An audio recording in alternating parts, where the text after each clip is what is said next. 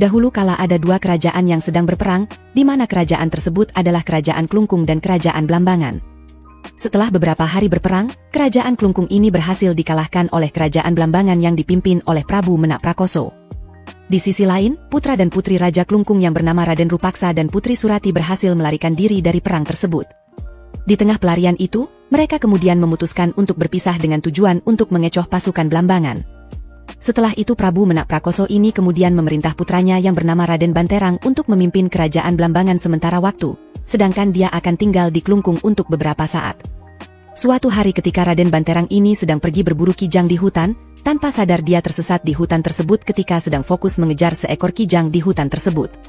Sambil mencari jalan keluar dari hutan itu, dia menemukan sebuah telaga, dan memutuskan untuk beristirahat sebentar di tepi telaga itu, dan ketika sedang beristirahat, tiba-tiba saja ada seorang wanita cantik yang tak lain adalah Putri Surati berlari ke arah sana. Di sini mereka pun berkenalan, namun di sini Putri Surati tidak menjelaskan asal-usulnya karena dia curiga bahwa Raden Banterang ini berasal dari Blambangan. Mereka pun bertahan hidup di dalam hutan itu selama beberapa hari, sambil menunggu bantuan datang, dan selama beberapa hari tinggal di hutan, mereka berdua pun semakin akrab hingga tumbuh benih-benih cinta di antara mereka berdua. Singkat cerita, prajurit Blambangan ini akhirnya bisa menemukan mereka. Di sini Raden Banterang pun berniat untuk menikahi Putri Surati ini, di mana dia pun membawa Putri Surati ini pulang ke kerajaan Blambangan. Warga Blambangan ini menerima Putri Surati dengan penuh sukacita, dan walau awalnya Prabu Menak Prakoso tidak setuju karena asal-usul Putri Surati ini tidak jelas, tapi pada akhirnya dia memperbolehkan Raden Banterang untuk menikahi Putri Surati ini. Selama menjadi istri dari Raden Banterang ini, kehidupan Surati pun penuh dengan kebahagiaan, dan karena sikapnya yang ramah, membuat Surati ini sangat disukai oleh warga Blambangan. Suatu hari ketika Surati sedang belanja dan berbincang dengan seorang pedagang yang ada di sana, ada seseorang yang memanggil namanya, di mana orang tersebut ternyata adalah Raden Rupaksa yang merupakan kakak dari Surati ini. Di sini Rupaksa kemudian mengajak Surati untuk membalaskan dendam mereka kepada kerajaan Blambangan, namun Surati menolaknya dengan mengatakan bahwa dia tidak mungkin mengkhianati suaminya, dan dia juga menyuruh Rupaksa untuk ikhlas menerima apa yang terjadi dan jangan menyimpan dendam. Mendengar hal itu, Rupaksa pun tidak memaksa Surati, di mana dia kemudian memberikan sebuah ikat kepala dari kerajaan Klungkung kepada Surati untuk dijadikan sebagai kenang-kenangan. Rupaksa ini juga menyuruh Surati untuk menyimpannya di bawah bantalnya, dan setelah itu, Rupaksa pun pergi dari sana. Setelah itu Surati pun pulang, dan ketika di kamarnya, Surati pun berpikir untuk menceritakan semua rahasia kepada suaminya itu, dan karena Raden Banterang ini belum pulang berburu, Surati pun meletakkan ikat kepala itu ke bawah bantal, dan dia pun menunggu suaminya pulang.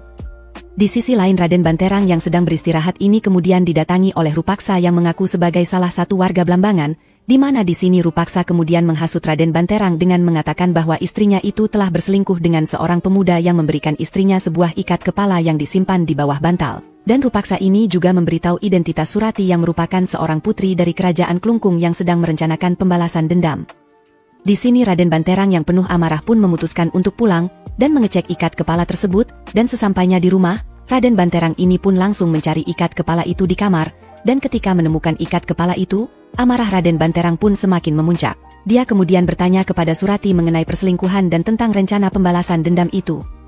Di sini Surati mengakui bahwa dia memang adalah putri dari Raja Klungkung, dan dia juga mengakui bahwa dia juga bertemu dengan seorang pemuda yang memberikan ikat kepala itu, namun dia tidak pernah berselingkuh dan merencanakan balas dendam, dan dia juga menjelaskan bahwa pemuda itu adalah kakak kandungnya sendiri.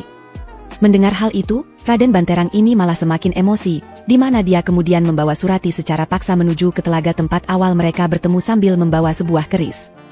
Di sini Surati pun pasrah dengan kondisi ini, karena dia sudah berusaha menjelaskan apa yang sebenarnya terjadi, namun Raden Banterang ini seakan tidak mau mendengar penjelasan Surati ini. Sesampainya di telaga itu, Surati pun sadar bahwa suaminya itu akan mengakhiri hidupnya dan menghapus kenangan mereka di telaga itu, dan Surati pun meminta satu permintaan, di mana Surati mengatakan bahwa Raden Banterang tidak perlu mengotori tangannya itu, dan dia sendiri yang akan menerjunkan dirinya ke telaga itu. Di mana apabila setelah dia menerjunkan dirinya ke telaga itu, dan air telaga itu berubah menjadi keruh dan berbau, maka benar bahwa Surati telah berbohong. Akan tetapi apabila air telaga ini berubah menjadi jernih dan berbau harum, maka benar bahwa Surati sudah berkata jujur kepada Raden Banterang ini. Setelah mengatakan itu, Surati pun terjun ke telaga itu dan hanyut ke dalam telaga tersebut.